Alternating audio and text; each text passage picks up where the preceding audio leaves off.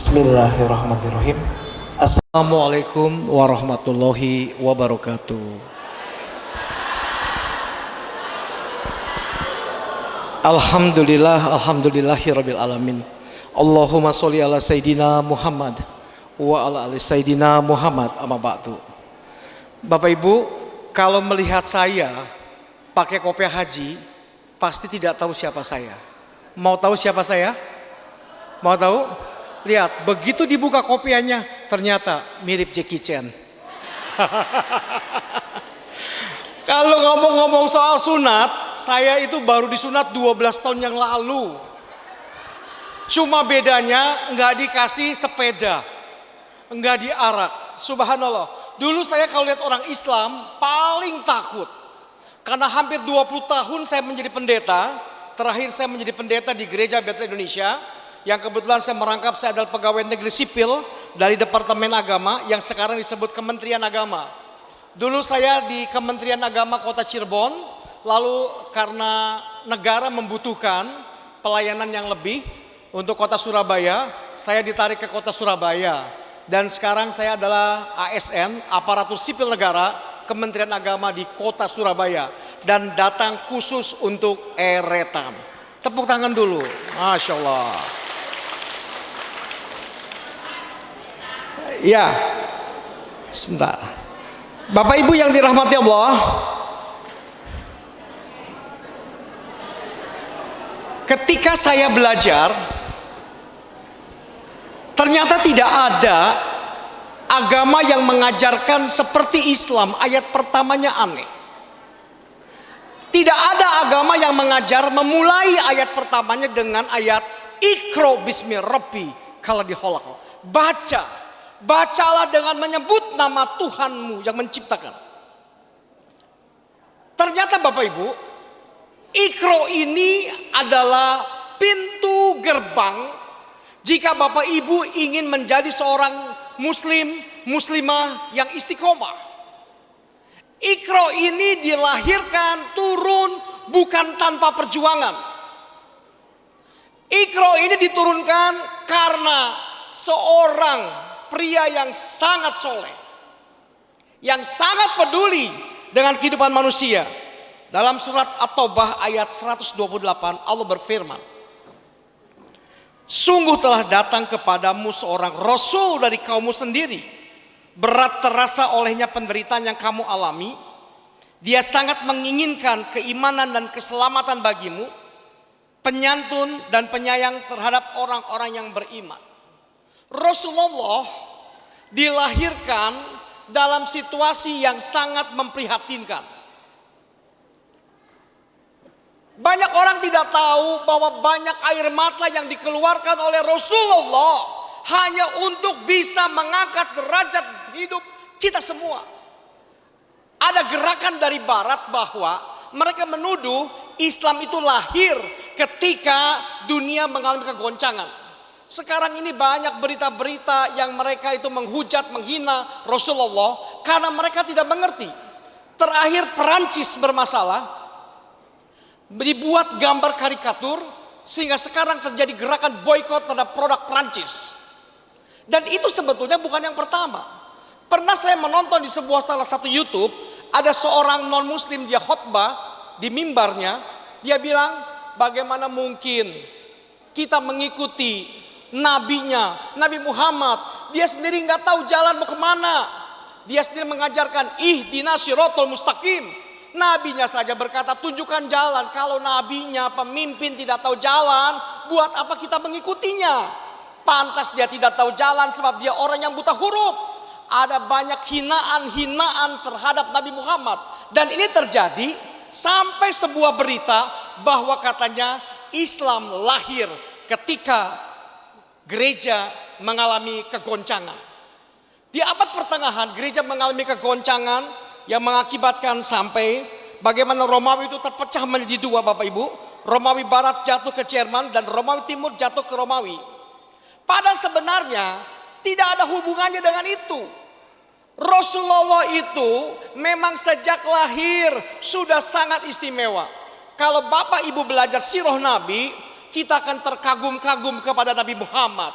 pada saat usia 4 tahun Rasulullah dibawa oleh malaikat, dadanya dibelah, jantungnya dikeluarkan, dicuci. Bagaimana dia dipersiapkan menjadi penggembala, bagaimana dipersiapkan menjadi seorang pedagang. Gembala itu bicara tentang dipersiapkan sebagai pemimpin. Pedagang itu bicara tentang bagaimana orang punya karakter. Dia menangis. Dia menangis.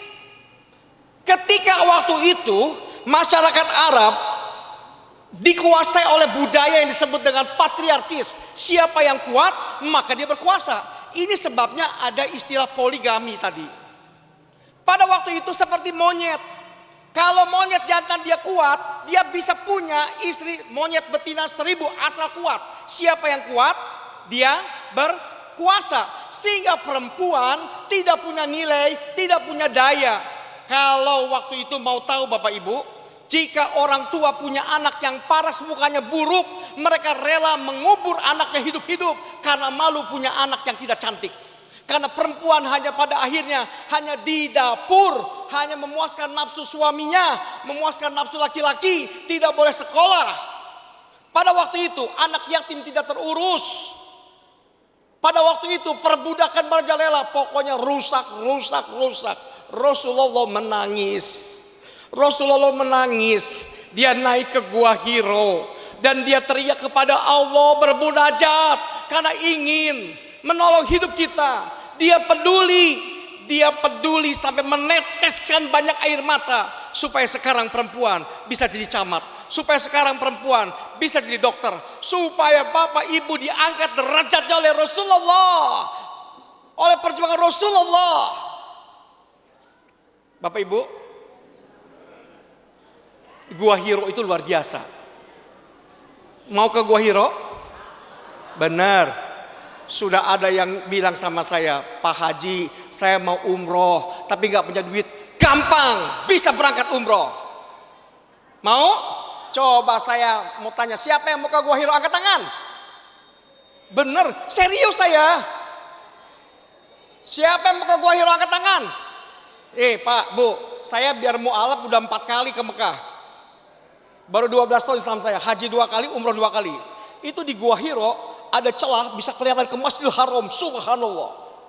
Kalau Bapak Ibu naik ke Gua Hiro, waduh, minyaknya, wanginya luar biasa. Di tempat-tempat di mana Rasulullah itu melakukan tapak tilas, baunya luar biasa, wanginya luar biasa. Karena banyak malaikatnya. Kita nanti akan rencananya setelah acara ini, saya ingin nanti kita ada pertemuan lagi, saya akan datang ke Surabaya untuk buat program berangkat umroh bersama nelayan Eretan Kulon. Mau? Nah, caranya menabung. Tadi saya bilang sama satu bapak, dia matanya berlinang-linang mau berangkat umroh, tapi nggak punya duit. Gampang Pak, berhenti merokok. 1 hari berapa dus? 2 dus, tabungin buat umroh. Setiap hari anggap aja merokok 2 dus. Nanti berangkat bersama Ustadz Haji Yudi, Bapak Kiai. Nanti ada tadi Pak Ustadz Ibnu, ada Pak Ustadz Abah berangkat. Nanti saya ajak mereka berangkat. Saya lebih hafal jalan di Madinah daripada di Eretan. Pak, Bu, luar biasa. Kita kan lihat perjuangan Rasul di sana. Umroh itu, haji itu tidak harus punya uang. Anak saya umur 7 tahun, dia hafiz Quran. Saya nggak mau ikut, dia kecapean. Sudah 4 juz, mau 5 juz Al-Quran, kelas 4 SD, kelas 5 SD naik. Dia berangkat umroh di saat umur 7 tahun. Asal punya hati yang cinta kepada malam hari ini, saya ingin membangun rasa cinta kita kepada Rasulullah. Bapak Ibu, yang paling susah itu adalah bagaimana kita punya hati bisa mencintai Rasulullah. Masuk Islam itu gampang kalau menerima Allah, konsep Allah. Saya ini S2-nya 2. Pertama S2 teologi Kristen, gampang buat seorang teolog. S1 pertama saya lulus dari Jakarta, S2 dari Fuller, lulusan program konsorsium dari Amerika. S2 yang kedua baru IAIN. Saya dosen ilmu kalam di State Cirebon dulu. Sekarang nggak bisa ngajar lagi. Saya ngajar ilmu kalam, ilmu retorika, ngajar filsafat dengan bimbingan skripsi, dengan metode kualitatif. Tapi sekarang Surabaya udah nggak bisa lagi. Asalkan cinta sama Rasulullah, cinta sama Allah, berangkat Bu 4 tahun ke depan. Amin. Mau? Malam ini belajar dulu supaya hatinya cinta dulu kepada Rasulullah, supaya 4 ke depan bisa berangkat umroh. Sekarang saya sekali lagi, ini serius, jadi doa. Siapa yang mau berangkat umroh 4 tahun mendatang bersama saya? Angkat tangan. Wah.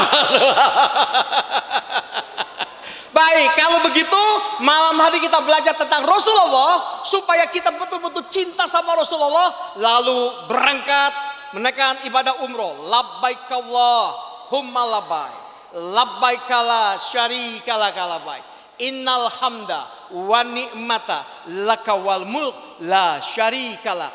Saya nih waktu masuk Islam Bapak Ibu miskin, diceraikan istri, ya Allah, nggak bisa ketemu sama ketiga anak sampai sekarang. Ternyata justru waktu nggak punya duit, karena hatinya cinta kepada Rasulullah, bisa haji 2 kali Bapak Ibu. Bukan bayar, malah dibayar mahal sama pemerintah. Sebab ketua kloter. Ketua kloter. Mau? Baik, sekarang kita belajar lanjutkan. Rasulullah itu hatinya sangat peduli kepada kita, ingin mengangkat derajat hidup kita. Rasulullah merasakan dengan payah apa yang menjadi penderitaan kita. Dia empati, dia sangat ingin membawa perbaikan. Kalau kata orang barat, reform, perubahan. Bukan berarti dari nelayan jadi presiden, bukan. Nelayan yang hidup dalam keberkahan, ada perubahan. Bapak Ibu yang dirahmati oleh Allah, itu sebabnya Rasul menangis, ia ingin mengangkat derajat hidup kita, sampai akhirnya Allah menurunkan ayat ini. Ikro bismi rabbikal ladzi khalaq. Bacalah dengan nama Tuhanmu yang menciptakan. Dia telah menciptakan manusia dari segumpal darah. Bacalah. Bapak Ibu, ternyata Ikro ini menjadi sangat penting. Ikro ini sangat penting karena punya 3 rahasia. Yang pertama, kesadaran pengetahuan. Yang kedua, tauhid. Yang ketiga, budaya mereka adil dan sejahtera. Rasulullah menegakkan ini sampai harus mengalami penistaan di Taif. Saya sudah ke Taif. Di Taif itu ada namanya buah delima. Saya baru 1 kali ke Taif. Yang nggak ada di seluruh dunia. Ada yang pernah ke Taif? Jauh dari Mekah kurang lebih sekitar 3 jam. Dan dingin sekali. Nggak ada delima di dunia seperti delima di Taif. Nanti kalau waktunya cukup umroh kita ke sana, makan delima Taif. Luar biasa. Mau? Siapkan, berhenti merokok, berangkat umroh. Rasulullah itu sampai diusir dari Mekah. Yang pertama, kesadaran pengetahuan, ikro. Bapak Ibu, penting sekali kita memiliki pengetahuan. Penting pengetahuan. Al-Quran Al-Isra ayat 36 Allah berfirman yang artinya, dan janganlah kamu mengikuti apa yang tidak kamu mempunyai pengetahuan tentangnya. Sesungguhnya pendengaran, penglihatan dan hati, semuanya itu akan diminta bertanggung jawab. Ilmu, harus berilmu, bukan berarti kebatinan. Bapak Ibu harus ngerti Islam itu apa. Bapak Ibu suka ngajarin anaknya nggak sholat. Saya menangani banyak kasus pemurtadan, kristenisasi. Seringkali yang disalahin siapa? Gereja, betul? Ternyata setelah dicek, yang salah itu siapa? Yang salah itu siapa? Orang tuanya tidak pernah mengajarkan anaknya Islam. Dek, siapa namanya? Nak, sini. Naik ke atas. Mau ketemu sini. Dulu saya sering di TV bersama Ustadz Arifin Ilham. Naik ke atas sayang, sama Pak Ustadz.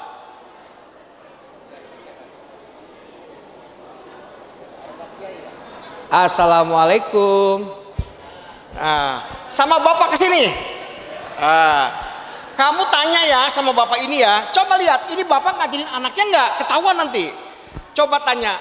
Anggap ini papahnya. Ayah, Islam itu apa? Tanya. Ayah? Ayah, Islam itu apa? Islam itu apa, Pak? Jawab. Belum tahu, Pak. Hah? Belum tahu Pak, mana bisa begitu. Menurut Bapak Islam itu apa? Ya, belum tahu sih Pak. Bapak udah berapa lama jadi umat Islam? Sudah lama. Sudah lama. Pantas anaknya sholatnya jarang-jarang ke masjid. Coba tanya kamu sama saya. Islam itu apa Pak? Islam itu apa, Pak? Islam itu satu, syahadat. Orang yang tidak pernah bersyahadat dia bukan Islam. Dua, sholat. Orang yang tidak pernah sholat dia bukan Islam. Tiga, puasa Ramadan. Orang yang tidak mau puasa Ramadan dia bukan Islam. Empat, bayar zakat. Orang yang tidak bayar zakat dia bukan Islam. Lima, ibadah haji jika mampu. Kalau dia punya duit nggak mau haji bukan Islam. Ngerti deh? Duduk. Ini contoh. Saya lihat orang Islam di masjid, ya Allah ya Robi, wudunya gayanya mau pakai jubah. Begitu wudu tangan, harusnya pakai sampai mana wudunya? Sampai siku. Betul? Wudu cuma sampai setengah doang, mana bisa begitu? Sah tidak sholatnya? Kumur-kumur, puh, masuk ke mulutnya, kaki, enak aja ciprat, sampai sela-sela dibersihin, sampai mata kaki. Ilmu, harus belajar. Saya dulu belajar Islam tuh Bapak Ibu, masuk pesantren, kabur. Kapan belajarnya? Katanya dites, cari guru kampung. Belajar at-tahiyat sampai kram kaki saya. Ya, belajar ngaji, cari guru sampai ngorok habis adem sari 2 botol gara-gara kata ho. Jim ha ho. Harus belajar. Bapak Ibu tahu tidak perubahan para sahabat? Para sahabat itu mu'alaf. Tapi kenapa mereka bisa dihebat? Sebab mereka punya guru. Contoh Umar bin Khattab, kerasnya, galaknya, subhanallah. Tapi begitu dia ngaji, dia belajar kepada Rasulullah. Salah satunya yang sampai ke Rasulullah adalah, hai Umar bin Khattab, hendaklah hatimu lebih lembut dari sutra dan hatimu lebih keras dari batu. Lebih lembut dari sutra dalam soal muamalah, lebih keras dari batu dalam soal tauhid. Makanya saking kerasnya tauhidnya, lebih keras dari batu. Kalau ngelihat setan, setannya lari. Kalau kita ngelihat setan, setannya lari atau kita yang lari? Makanya ngaji. Bapak Ibu, saya masuk Islam itu 14 Juli 2008. Waktu itu saya sedang tugas menjadi guru agama Kristen. Saat itu saya pulang dari Jakarta tengah malam, sehingga besok paginya bangun itu biasanya dengan istri dan ketiga anak saya berdoa pagi, bangun pagi. Tapi saya tidak mengajak istri dan ketiga anak saya. Anak saya yang paling besar perempuan namanya Keisha Caroline, sekarang sudah kerja, tapi nggak bisa ketemu. Yang kedua Hizkia Abiel, yang ketiga Jeremy Bleskley. Hari itu saya setel TV, ternyata setelah saya baca kitab TV yang muncul suara azan subuh. Ketika azan subuh dikumandangkan, jantung saya berdetak keras. Tak, tak, Allahu Akbar, Allahu Akbar. Sampai jatuh ke tanah dan tidak bisa bangun. Saya kaget.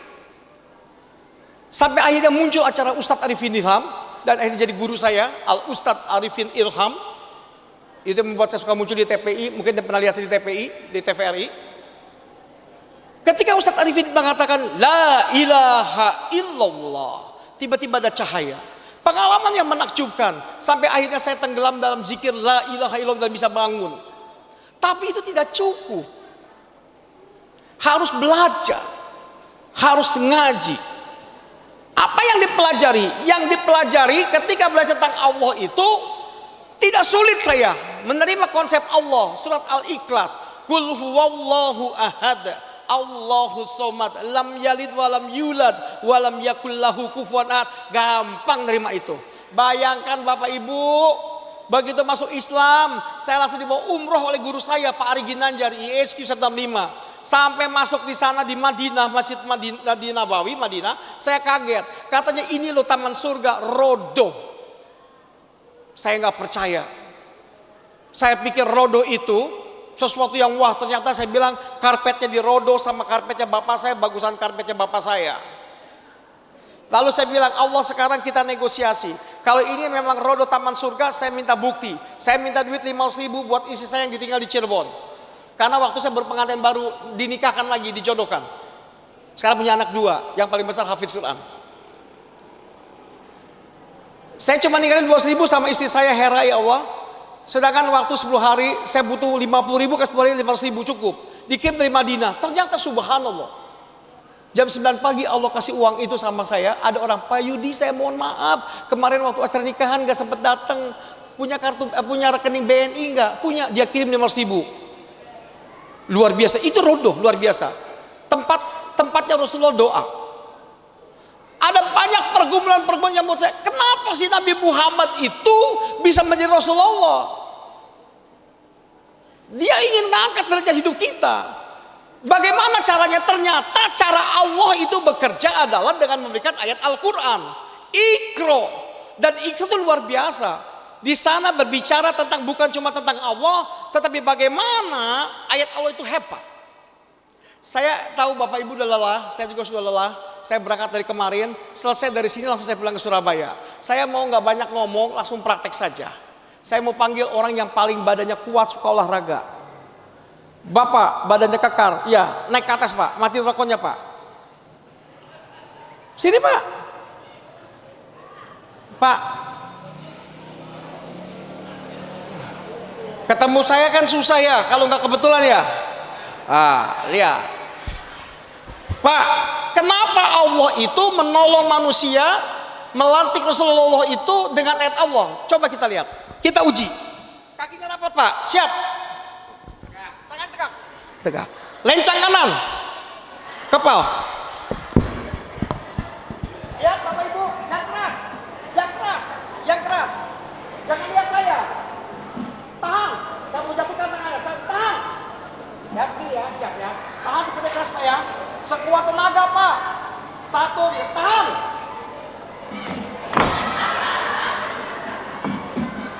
Sekarang bedakan dengan mengucapkan istighfar. Minta ampun sama Allah Pak, istighfar. Astagfirullahaladzim. Lagi. Astagfirullahaladzim. Lagi. Astagfirullahaladzim. Lencang kanan Pak, istighfar. 1, tahan.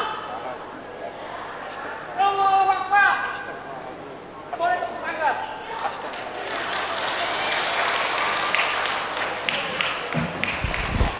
Hebat ternyata kalau orang ngaji ya, itu baru istighfar. Apalagi salah satu surat.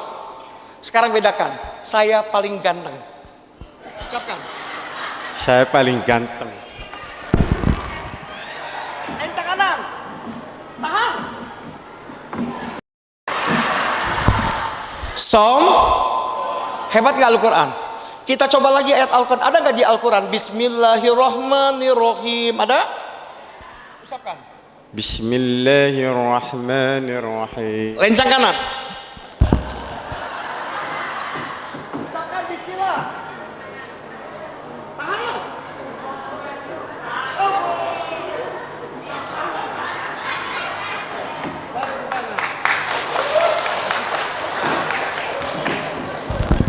Mau ngaji? Mau ngaji? Subhanallah, hebatnya Islam ya. Masih ragu sama Islam? Bu, saya tuh benar, memang untuk yakin itu proses ya. Proses. Saya pernah kedatangan orang Katolik satu mobil, bawa anaknya yang paling kecil kerasukan setan karena disantet. Datangnya malam Jumat Kliwon. Waduh, saya bukan kiai. Saya bilang, Bu, tante, saya bukan pendeta lagi. Kami tahu udah jadi Pak Ustadz. Maaf Bu, kalau saya nggak bisa doakan anak ibu kecuali masuk Islam dulu. Mau Pak Ustadz masuk Islam yang bisa sembuh? Waduh, mau masuk Islam. Pikir saya bakalannya pulang. Satu keluarga masuk Islam. Begitu, ya Allah kalau sembuh, kalau enggak gimana ini kan. Gayanya kayak kiai, kayak kiai Pak Mesyur, Kang Mesyur dari Buntet. Mah ambil air putih, gaya ngikutin kiai benda. Air putih. A'udzubillahi minasyaitonirrajim. Bismillah. Baca Al-Fatihah 7 kali, tiup. Puh. Al-Falaq 3 kali. Qul a'udzu birabbil falaq, tiup. Puh. Baca 3 kali Anas, qul a'udzu birabbin nas. Puh. baca Al-Ikhlas, kul huwallahu ahad, itu ayat andalan mu'alaf, kul huwallahu ahad, lalu sholawat. Dikasih minum, begitu kasih minum, muntah.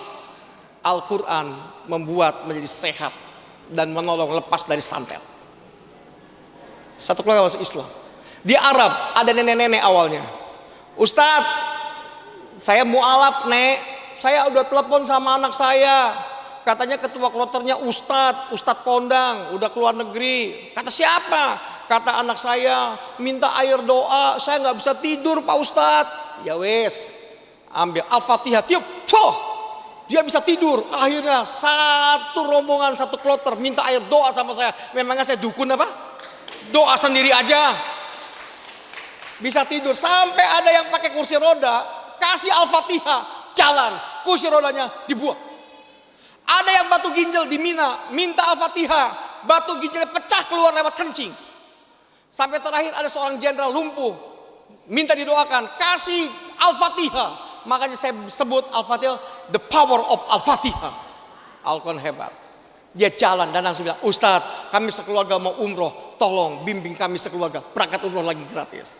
Malam hari ini kita akan buktikan hebatnya Al-Quran. Ada Al-Mukarram, Al-Ustadz Udin, Bapak Udin. Kita akan bermunajat, yang sakit yakin malam ini Anda disembuhkan dengan Al-Quran. Amin. Yang sakit yakin. Saya sudah melihat ada mantan jaksa di Bandung, itu ngegeletak, nggak bisa ngomong Pak. Mertua saya bilang, Yud, doa, kamu Ustadz. Waduh, kasih Al-Fatihah, bisikan telinganya. Allah, langsung bisa ngomong Allah. Subhanallah. Saya mau cerita, saya punya anak yang paling kecil, namanya Nadia. Begitu lahir dia Down syndrome, jantungnya bocor, kakinya dilipat-lipat Pak, kayak plastik, paru-parunya rusak. Saya sudah putus asa, dia nggak bisa ngomong. Tapi akhirnya saya belajar ngaji di Arafah, wukuf di Arafah. Ternyata dengan ngaji itu di Arafah, Allah mengabulkan. Begitu saya memohon kepada Allah dengan baca suci Al-Quran di Arafah, besoknya dia bilang, Papa, Al-Quran menjadi sumber syifa kita. Allah penyembuh. Malam hari ini siapa yang percaya Al-Quran itu hebat? Angkat tangan. Mau ngaji? Malam ini yang sakit pulang akan sembuh, asal percaya Al-Quran. Amin. Yang hatinya gelisah galau, pulang Anda akan tidak galau lagi, walaupun tidak mandi air galau. Nanti saya undang Bapak Kiai Masyur ke depan untuk memimpin kita bermunajat. Monggo Pak Kiai, saya nggak usah panjang-panjang ngomongnya, nanti aja kalau seminar udah malam. Tapi yang penting adalah Anda mengalami hebatnya Al-Quran malam hari ini. Saya tidak ingin Anda pulang dengan suasana yang sama, Anda pulang dengan hati yang baru. Saya lihat begini, ya Allah ya Robi Bu, saya kalau nggak sholat mati Bu. Kalau nggak ngucapin atau kayak gila sholawat ini, saya kalau habis sholawat, habis sholat saya baca sholawat Bu. Subhanallah, hidup saya nggak gampang. Seorang mu'alaf itu sendirian, nggak punya saudara, dia asingkan sholawat sallallahu ala Muhammad, sallallahu ala Muhammad, sholawat baru satu kali, dua kali, tiga kali belum terasa. Begitu 100 bisa menggigil badan saya, air mata mengalir dan cinta semakin bertambah kepada Rasulullah sallallahu ala Muhammad. Kami syur, monggo Pak Ustadz, Pak Kiai, tafadhol. Kami datang satu tim, Pak Ustadz Udin, monggo. Al-Quran itu luar biasa. Itu sebabnya Allah menurunkan Iqra, karena memang itu kerinduan Rasulullah, mengangkat derajat hidup, menolong hidup kita yang sakit sembuh. Coba saya mau tahu berapa banyak yang sakit, angkat tangan. Yang sakit, serius, saya serius. Yang sakit aja. Oke, yang sakit saja.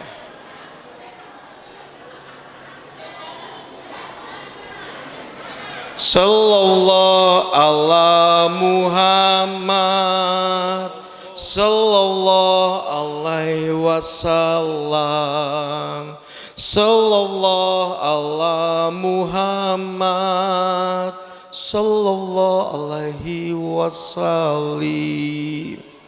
Malam hari ini Anda harus yakin, yang sakit pulang dengan sembuh. Semuanya tangan kanannya diangkat dan pegang bagian yang sakit. Tidak berlaku yang sakit kantong ya. Kalau kantong mah harus kerja, dompet ya. Pak Kiai akan memimpin kita.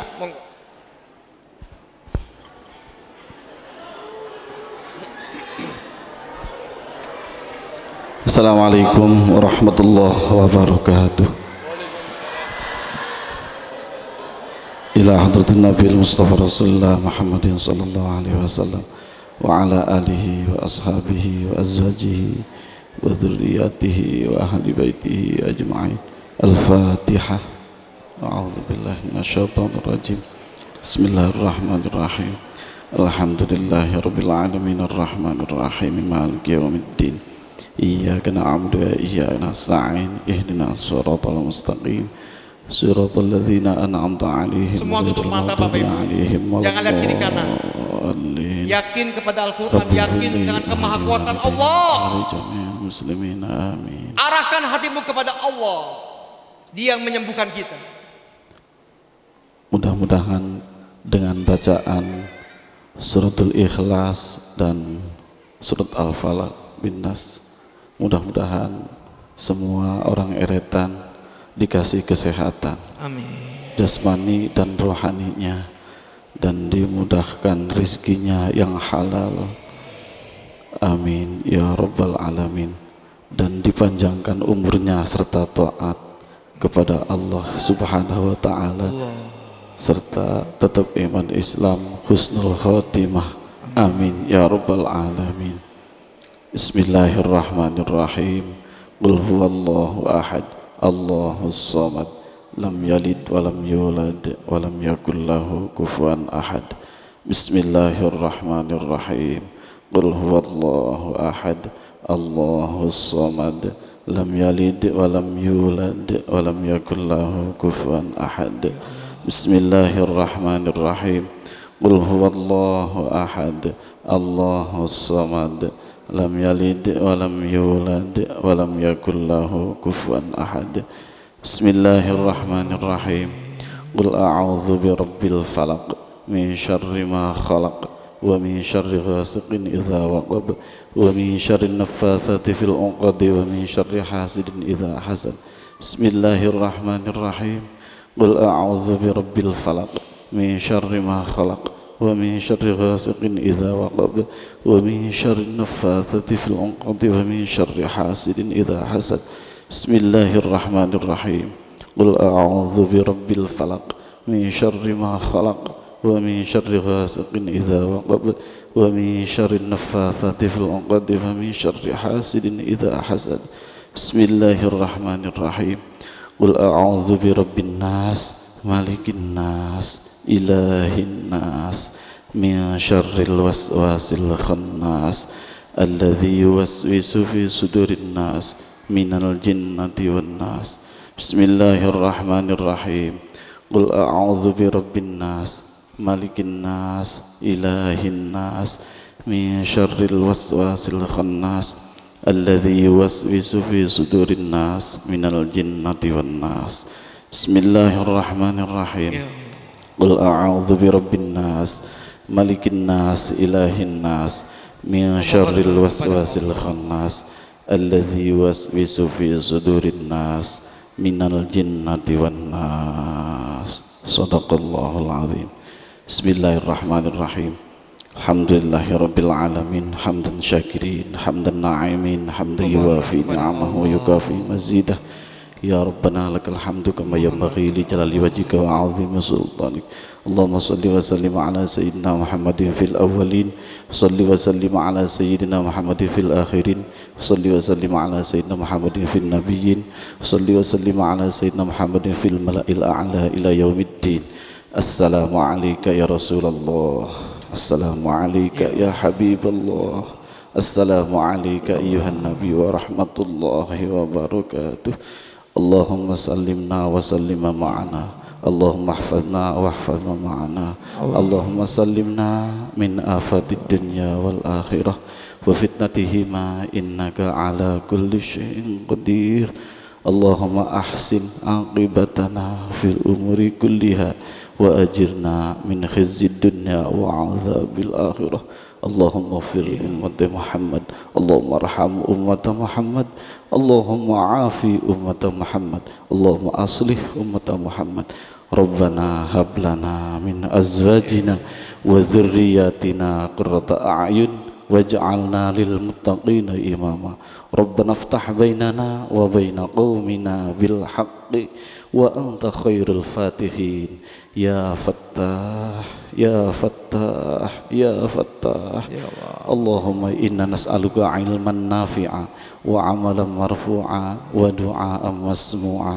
ورزقا حلالا طيبا واسعا مباركا من غير مشقة ولا ضير ولا نصب إنك على كل شيء قدير ربنا آتنا في الدنيا حسنة وفي الآخرة حسنة وقنا عذاب النار وقنا عذاب النار وقنا عذاب النار ربنا ظلمنا أنفسنا وإن لم تغفر لنا وترحمنا لنكونن من الخاسرين اللهم أرنا الحق حقا وارزقنا اتباعه وأرنا الباطل باطلا وارزقنا اجتنابه قل جاء الحق وزهق الباطل إن الباطل كان زهوقا وصلى الله على سيدنا محمد النبي الأمي وعلى آله وصحبه وسلم سبحان ربك رب العزة عما يصفون وسلام على المرسلين والحمد لله رب العالمين على هذه النية وعلى كل نية صالحة وإلى حضرة النبي المصطفى رسول الله محمد صلى الله عليه وسلم الفاتحة أعوذ بالله من الشيطان الرجيم بسم الله الرحمن الرحيم الحمد لله رب العالمين الرحمن الرحيم مالك يوم الدين إياك نعبد وإياك نستعين اهدنا الصراط المستقيم صراط الذين أنعمت عليهم غير المغضوب عليهم ولا الضالين رب اغفر لي آمين. Namung semanten cekap saking kula Al Fakir Muhammad Maisur nyuwun agung ipun pangapunten billahi taufik wal hidayah wal inayah. Assalamualaikum warahmatullahi wabarakatuh. Waalaikumsalam. Bapak Ibu, saya ingin akhiri dengan sebuah ilustrasi rahasia kehidupan seorang muslim sejati. Bapak Ibu bisa melewati masa-masa sulit, itu ada rahasianya. Sehebat apapun orang, gelarnya sebanyak apapun, dia ini hanya seperti sebuah sedotan. Sedotan ini sangat ringan. Berapapun berat benda ini kalau dilepas, dia pasti jatuh ke bawah. Betul? Sekarang bagaimana caranya? Sedotan ini tidak jatuh ke bawah. Digenggam dengan 5 jari. Yang 5 itu rukun iman atau rukun Islam? Rukun iman atau rukun Islam? Halo? Rukun iman atau rukun Islam? Coba, rukun Islam 1 2 3 4 5. Kalau orang tidak bisa berangkat ibadah haji karena tidak mampu, itu tidak apa-apa. Tidak apa-apa. Kalau orang tidak bisa bayar zakat karena nggak punya uang juga tidak apa-apa. Kecuali dia punya makanan 2 hari yang bisa dimakan, dia wajib bayar zakat. Kalau orang tidak bisa puasa karena sakit juga tidak apa-apa. Tapi begitu dia tidak sholat, hidupnya pasti hancur. Syahadat itu awal, setelah itu harus sholat. Bapak Ibu, acara sehebat apapun itu tidak ada artinya kalau Bapak Ibu berhenti sholat dan meninggalkan sholat. Malam hari ini niatkan pulang dari sini mulai sholat. Amin. Apa? Saya di Kementerian Agama itu paling sering dapat proposal minta sumbangan buat masjid. Waktu bangun masjidnya semangat. Begitu jadi megah masjidnya, yang sholat subuh imamnya itu, azannya itu, jamaahnya itu. Paling banyak 10 orang. Padahal waktu cari sumbangannya luar biasa. Mari kita makmurkan masjid. Semoga bermanfaat. Kami tim dari Cirebon ucapan terima kasih, jazakallah. Subhanakallahumma wa bihamdika asyhadu alla ilaha illa anta astaghfiruka wa atubu ilaik. Assalamualaikum warahmatullahi wabarakatuh. Allahumma salli ala sayyidina Muhammad wa ashir li zalimin bil zalimin wa akhrijna min bainihim salimin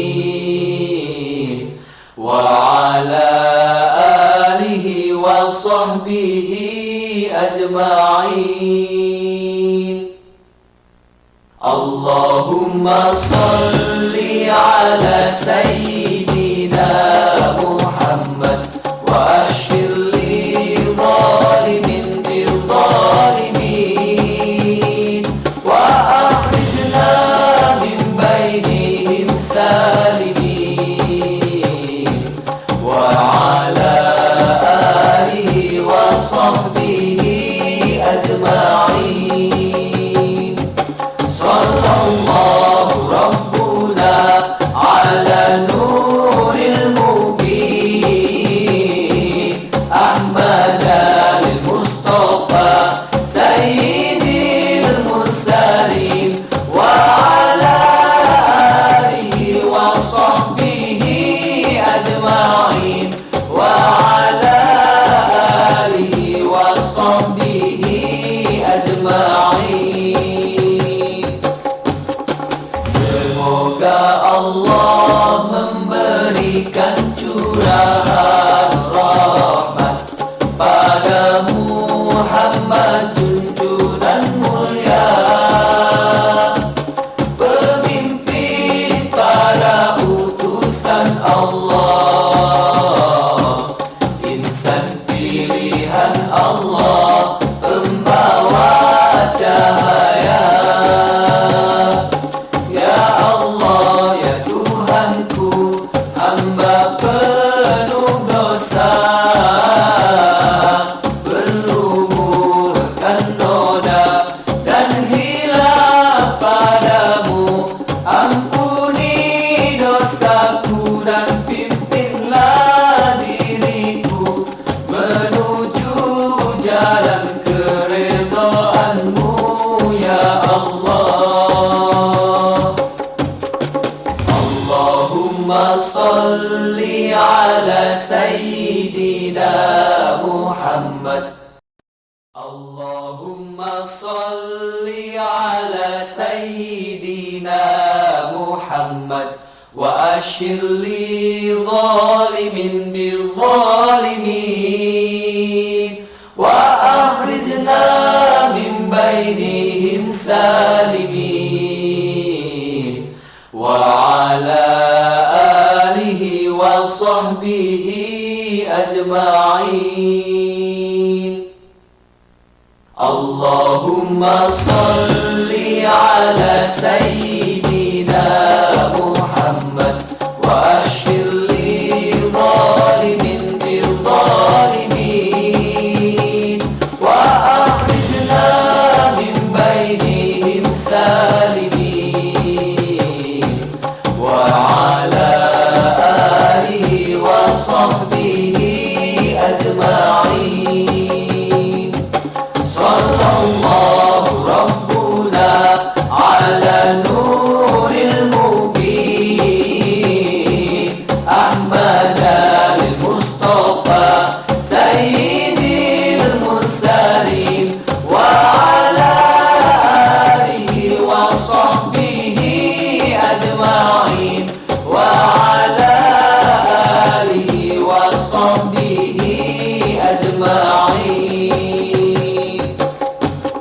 Semoga Allah memberikan curahan rahmat pada Muhammad